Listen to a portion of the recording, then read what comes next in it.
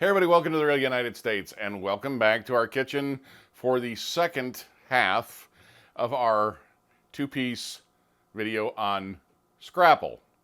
Now by necessity, because each episode has to be a standalone episode, I'm going to repeat a few things, so bear with me. For those of you who are joining us for the first time in this two-part piece, this is about Scrapple. Now Scrapple is a loaf sort of meat that is made with ground pork and cornmeal, and it is traditionally made from the scraps that were left over on butchering day.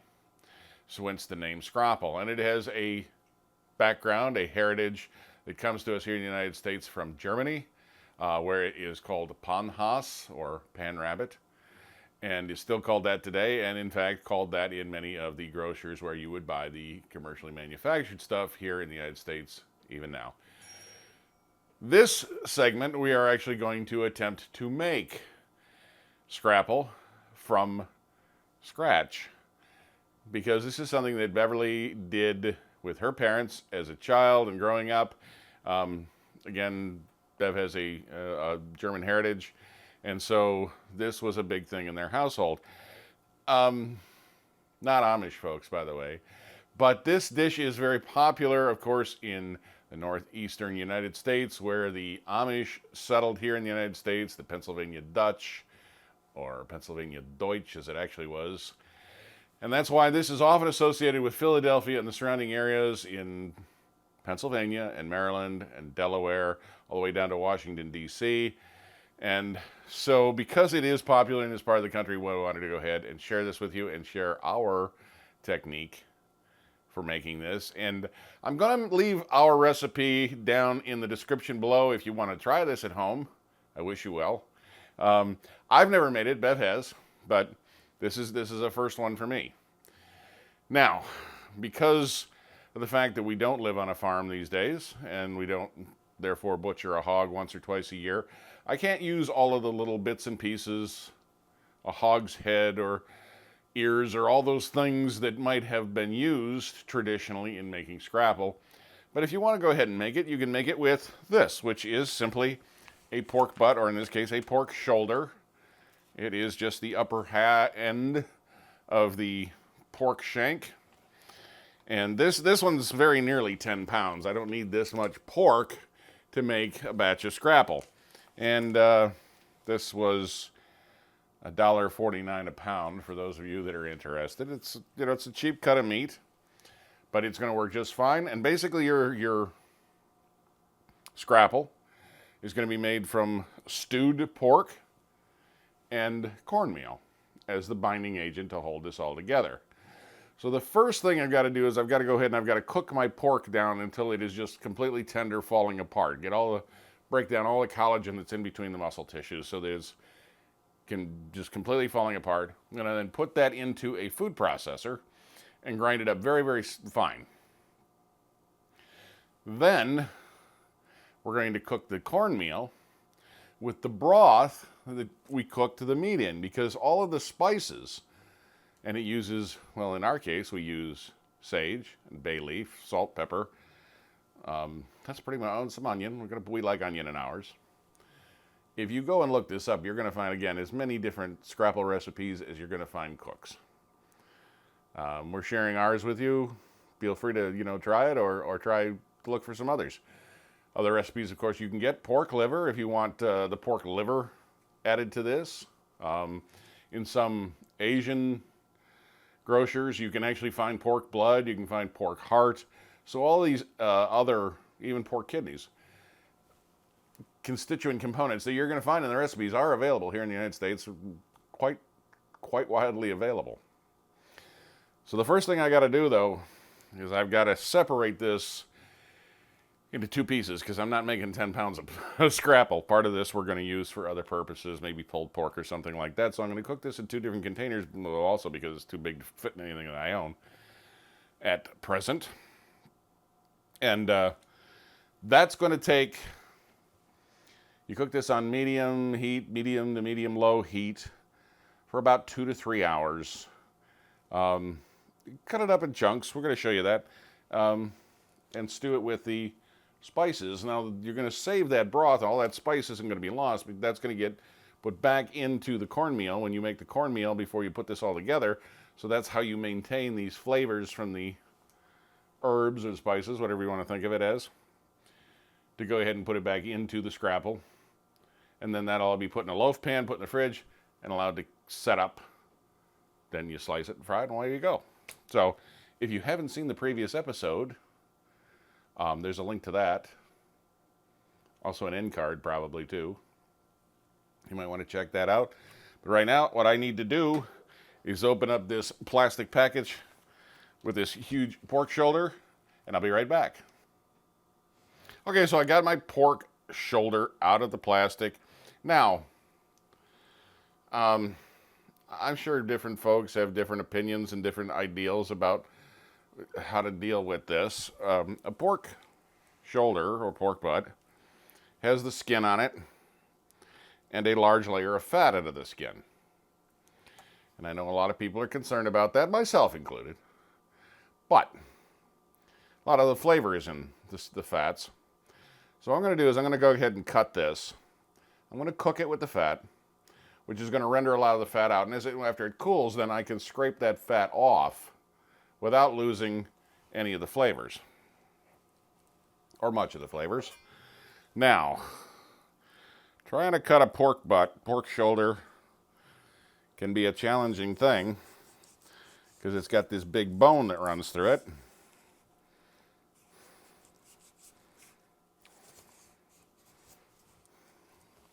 On an angle. You need about, according to our recipe, about 2 to 2.5 pounds of pork for the scrapple. Well, on a 10-pound pork butt, I'm figuring that shouldn't be too hard to separate relatively easily.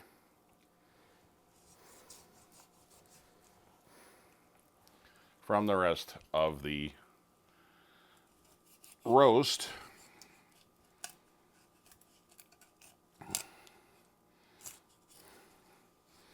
Now, I caution you that if you aren't used to working with this kind of a knife on something as complicated as a big old bony piece of pork, that you use a knife you're familiar with and comfortable with. There's nothing magical about this knife.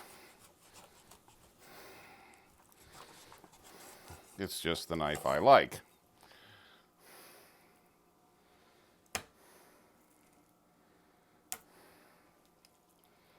You know what? I'm going to cut a little more of this off just to make sure I've got enough.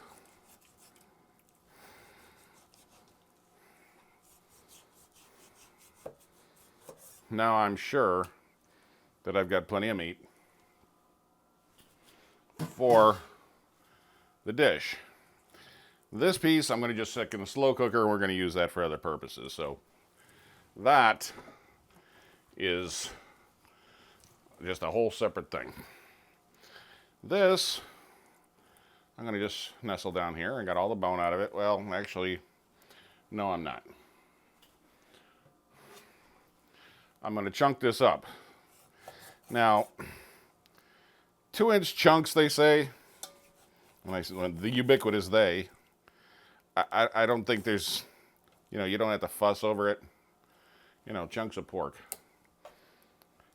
Because you want to get your seasoning that you're going to cook this in down into the meat to the extent possible. So hunks of pork, nothing fancy. Because again, this is all going to be put in a food processor and ground up.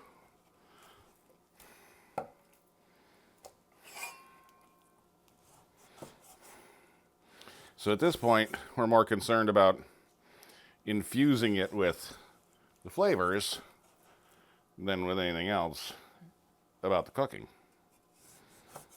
And yes, it's going to be a bit of a hassle, I suppose, trying to pull these pieces of fat and skin off of these chunks of pork. And I don't think there's anything intrinsically wrong with if you wanted to go ahead and skin this and you know, trim it and all that, it'd be fine. It's a matter of personal choice. I've always noticed when I've watched these back, it is so much more frightening to watch me work with this on film or on video than it is in actual real life. Scares the hell out of even me to watch. This looks like I'm going to lob a finger off, but my mama trained me to use a knife in the kitchen when I was starting about 7 years old. So I've been doing this a while. And I can say that I've never cut myself with a sharp knife. A dull knife is much more scary than a sharp knife any day. There. Big old pot of pork. So far, pretty straightforward. Be right back. There, I got the pork fat off of me. Like I said, Bev and I like to have some onion in this, so it doesn't have to be fancy or accurate, because this is basically going to all cook down, melt down, however you want to think of it. But we like some onion flavor, often with both beef and pork. So 1 small onion.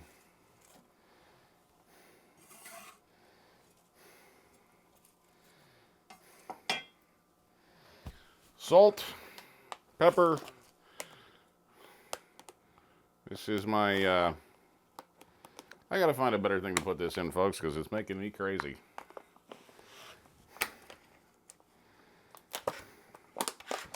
Okay, some pink Himalayan salt.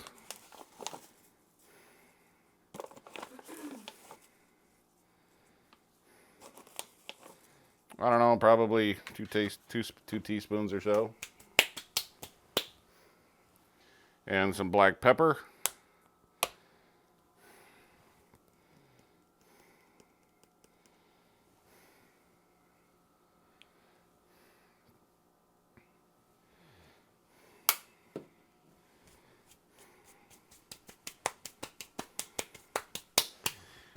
One bay leaf.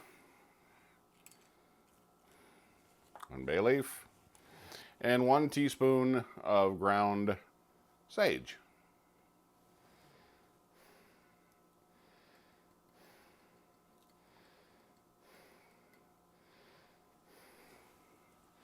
Now to this, you're supposed to add about 6 to 7 cups of water. This is a 2.5 cup measure, so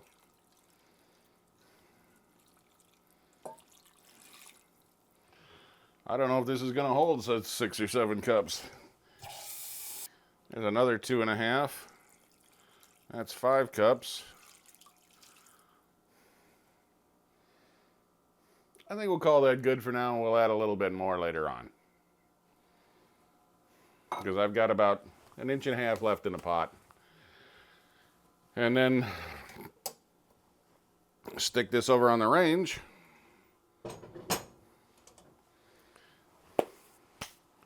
Somewhere I have a lid for this that I'll put on in a minute. And I'm going to turn that on just below medium. You don't want it to boil. You want to stew this. You're going to cook it slow. You got to bring it up to a boil. But you're going to turn it down until it's just, just off the boil. And stew it. It's nice and slow so it all gets real tender and falls apart. So, timer, and let's see if I can jump this up for about, I'll give it like 2 hours, and see what it's like by then. Boy, this thing's really hard to catch right at the hour. There we go. And then I'm going to stick a lid on that. Keep an eye on the, make sure it doesn't boil over on me. And then we're going to shut it off. We're going to let it cool. We'll come back and I'll show you. We're going to get the food processor out. We're going to grind it up. We're going to go ahead and make our cornmeal and bring this all together and put it in a loaf pan. Then we'll come back again when it's all set up and we can fry a few pieces. Hang around.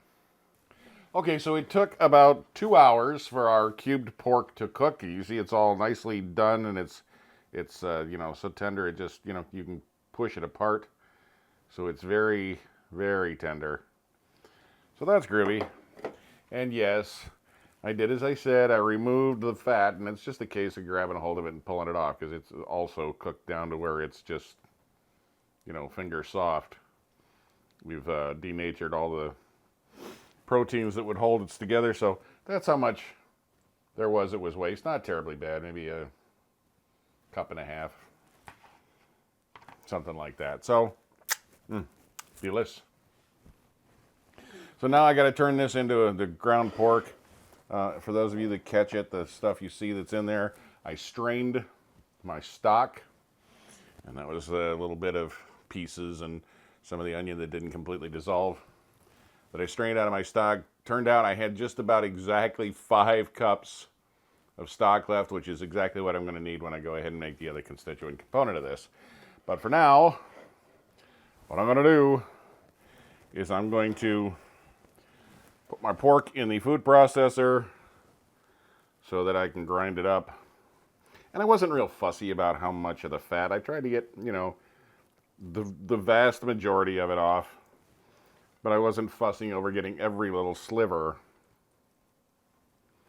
of fat off of the pork. And it looks very much like I may have to do this in a couple of batches. So just kind of bear with me on that. It's my my kitchen towel I keep down here. And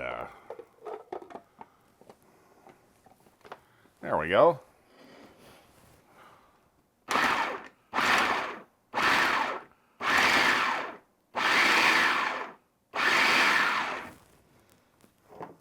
I gotta get that old poke, get all down in there. But probably one of the very coolest inventions for the kitchen in my lifetime. I mean, even more so than a microwave.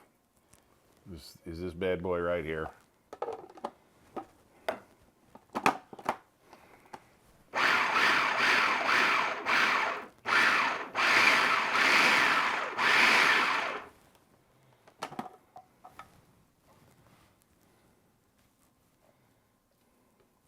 Now, how much grinding you do, I suppose, is a matter of personal taste. You know, and it's not all going to be exactly ground the same, but it's going to be, you know, minced very, very finely. So good. But hey, it's just pork and onions and some seasoning. What could possibly be better?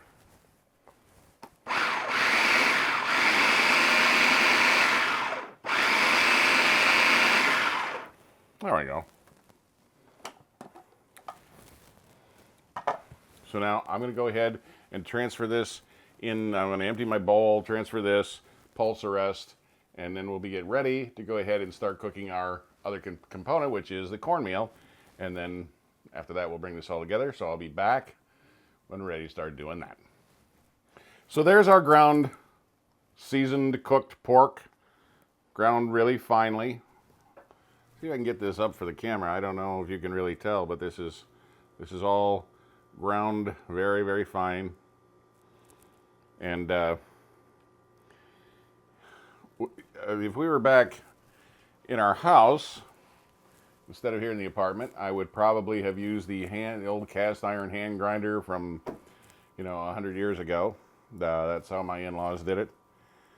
But it's a lot faster and easier with the food processor. But anyway, there's my 2.5 pounds of ground seasoned pork.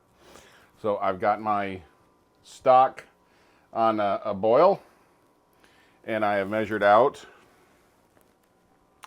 2.5 cups, or 2 cups rather, no, 2 cups of cornmeal. And now I'm just going to go ahead and start working this in. and it's got to be cooked for about 15 to 20 minutes.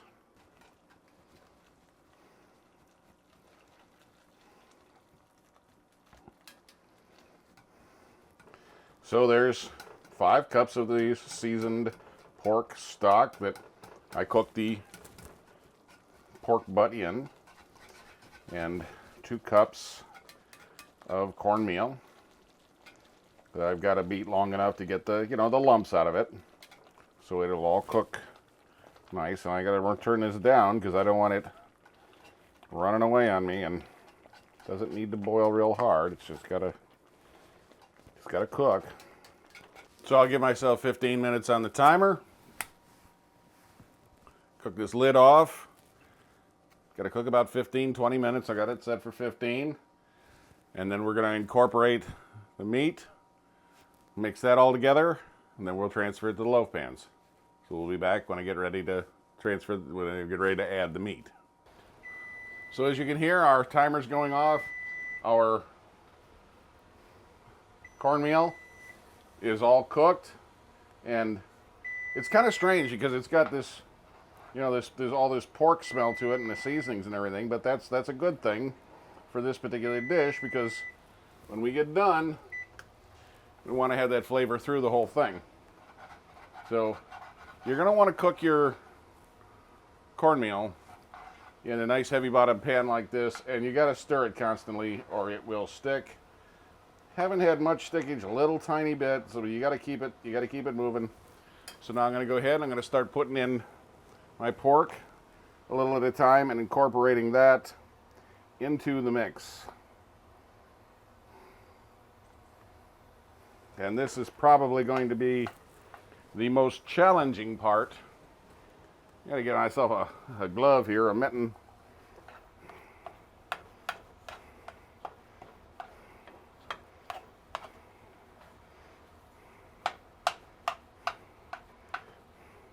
Because this cornmeal, quite thick, and so trying to get this incorporated in a homogeneous way, I would think that doing this with a hand mixer or even a stand mixer would probably be more practical. Okay, I'm not going to be able to incorporate this by hand. We pulled out the hand mixer, and I'm going to try and mix this up with this, because it's pretty thick, and I think you're going to get a much more homogeneous mix by using a mixer. Okay, so that's it. Now you got to cook this again. You're going to cook this very low for about another 15 minutes. I'm not entirely certain why at this point. It seems like everything should be cooked, but that's what the recipe calls for. So part of the reason, I guess, for continuing to cook this other 15 minutes after you incorporate the meat is to get some more of the moisture out, to make sure it's all incorporated, and to bring up the color a little bit. As Bev tells me, this is more akin to the color that she was used to seeing it as a child when they were cooking it at home. And we are just about there, and that's it. So that is our 15 minutes, our second 15 minutes of cooking time. I'll turn the heat off, and now I'm going to try and transfer this into these loaf pans. Now Bev has gone ahead and she has lined these for me with parchment paper. They don't have to be glass. You can use metal loaf pans. We had glass pans. Whence the parchment paper.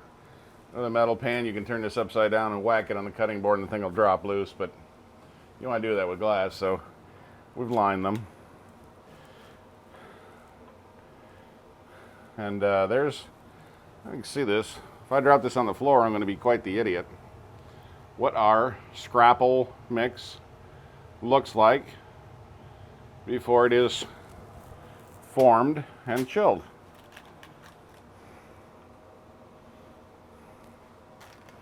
And I'm trying to resist the urge to grab a hold of this hot cast iron pot, because boy howdy, I tell you, if you make that mistake once, you won't forget. And yes, I have made that mistake, so I should say you won't forget it again right away. Press it down in there. Nice and tight, flatten it out.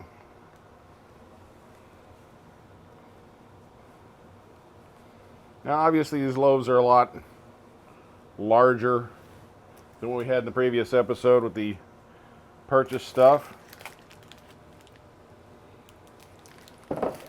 Doesn't matter.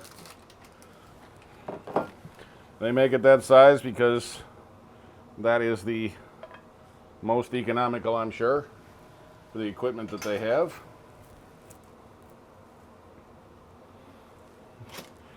And it takes 2 loaf pans, 2 standard bread pans for this recipe, because it just ain't all going to fit in one. Now obviously I'm going to let this all cool down to room temperature before I stick it in the fridge. Just putting something that hot in the refrigerator is not good for the refrigerator, or the other contents that are in the refrigerator for that matter. So remarkably, I had almost no stickage whatsoever on that. But I'm not going to grab the hot pan and tilt it up to show you, because that'd hurt. Just got to press this down in.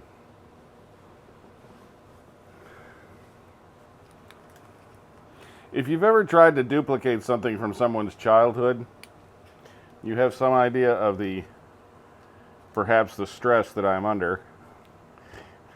This is one of those comfort food things from Bev's childhood. If I screw it up, I'm going to hear about it. There we go. Another Scrapple loaf. So now I'm going to let those sit until they are room temperature. We're going to stick them in the fridge overnight, and that'll give them time. Look at the flavors, time to all work together, and it's going to give it time to set up into a loaf. And then when I come back, which for you will be instantaneous, or me is going to be tomorrow,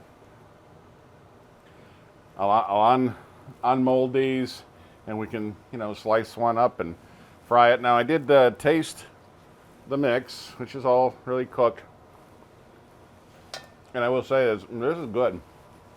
I like this better than the store-bought, hands down. It probably could have used a little more seasoning, a little more sage, or any number of things. But again, that's, the taste is such a personal thing. You're going to want to go ahead and season it to what you feel is right. So when you get this, if you're going to do this, you get down to the stage where you're combining the cornmeal and the meat, you can always add, I suppose, some additional seasoning. It's not as good as if you had put it in there and cooked it through the process. But certainly if you want some pepper, some chipotle, something like that, you could add that in. Chili powder, sage, thyme, basil, whatever, at that point, to give it a little more seasoning. But this is very, very nice pork flavor. I mean, it tastes just like what you'd think it would taste like, pork and cornmeal, with just a little bit of seasoning. So hang around, and I will be right back in your time to show you this come out of the pan. Okay, we're back. It's actually been 2 days. I let the Scrapple set in the refrigerator and solid up, and it nice and cold. I'm now gonna try and drop this out without breaking it, if that's possible. But that's why we put the paper on it, you remember? Oh, there it is. Set that aside. Unearth our loaf of Scrapple.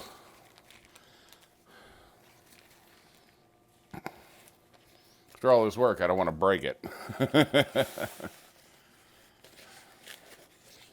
And there it is, folks. our Scrapple loaf, all chilled and ready to be sliced and fried.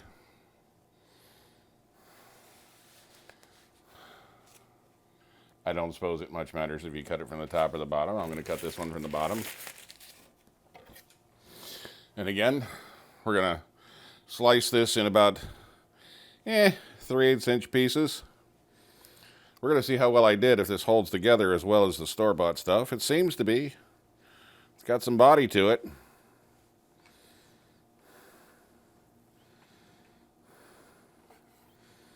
Oh yeah.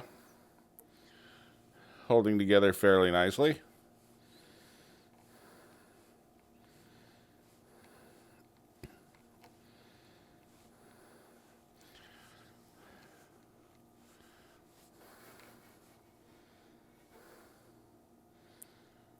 We'll see if I can get this up for the camera. So you can see there is our Scrapple loaf. So I'm going to just cut, I guess about 4 pieces here. I can toss those in the pan, fry those up, and see if our homemade lives up to the expectations. If it's as good as the stuff that Beverly remembers from her childhood as a young lady. There we go. Let's get our pan warm. Again, I don't need to put any thing in it. Let's start that off on high just to get the pan warm. This pan, incidentally, is a hand-me-down. Actually, it's an heirloom. This belonged to Beverly's mother, and we don't know where Mom got it, but this pan's got to be, 75 years old or so. It's a genuine antique. Nice thing about cast iron, they don't warp, or, if you take care of them, nothing really happens to them. They last virtually forever. The biggest danger with cast iron, of course, is temperature differentials. You can crack them if you have a hot pan and plunge something cold into it, like ice water, because you're trying to deglaze the pan or something. But other than that, turn that down to medium. Take my pieces of Scrapple.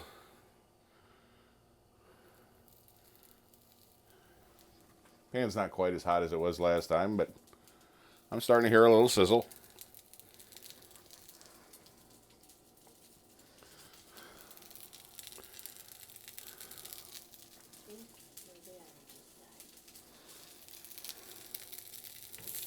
Get those in and get them going. Okay, so we've got our Scrapple sauteed, and not quite as dark as the store-bought stuff, but again, we don't have the organ meats in it and whatnot. And we probably don't have as much fat in the homemade stuff as what they have in the manufactured stuff, because you remember I went through after we boiled all the chunks and I pulled all the fat and rind off. So anyway, that's our homemade Scrapple now fried. And we fried this about 7 minutes aside instead of the 8 minutes aside I did in the other. So maybe that's another reason it's not. This one's got some dark, so that's kind of typical of Scrapple. And now the moment of truth. After all of this, we're finally going to put this together. Now I have been, tasting little chunks of the unfinished. I'm actually going to make a sandwich out of this with toast. My lovely assistant was nice enough to make me some buttered toast. And now we'll see how we did, if we're going to pass or fail.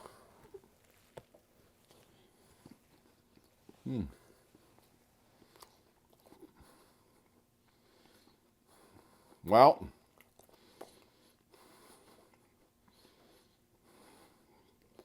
it tastes good.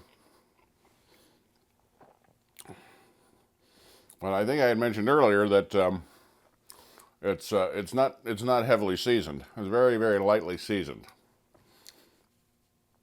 So this could stand a little more sage, or some other herb that you would use in flavoring pork. Maybe even a combination of herbs, some onion powder, garlic powder, those sorts of things. But, I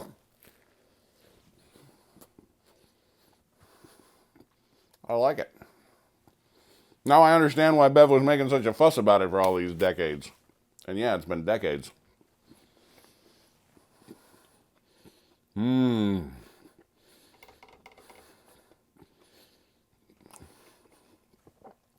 not entirely certain in this day and age that it's worth the amount of work that goes into it. And the cooking and grinding the pork and making the cornmeal and mixing this all. Unless this is just one of those comfort food things that you enjoy having. But you're certainly not going to get it like this from the store. And that's one of the nice things. When you make your own, you know what goes in it. Maybe you don't like the liver component, or maybe you don't like the heart component, or whatever they happen to put in it, and I don't know. This way you know exactly what's in it, and you can add more or less pieces, parts, to your own taste. But you pay the price and the amount of effort that you put into it. So, well, I'm going to call this one a success. And we will definitely make this again, because it's very good. I'll probably season it a little heavier next time, but very good. So I'd like to thank you all. I hope you enjoyed this. I would love to hear what you think about this versus the previous episode. Whether you like Scrapple, whether you've ever made Scrapple. Again, I'm going to put the recipe down in the description box below for those of you who feel adventuresome.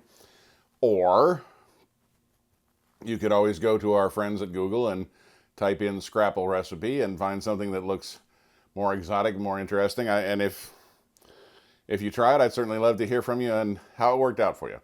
So I hope you enjoyed this. Stop in, say hi. I love hearing from all of you. I really do. If you're new here, hey, pick subscribe and come along through the adventure, because we got lots more to show you. And as always, thanks for watching.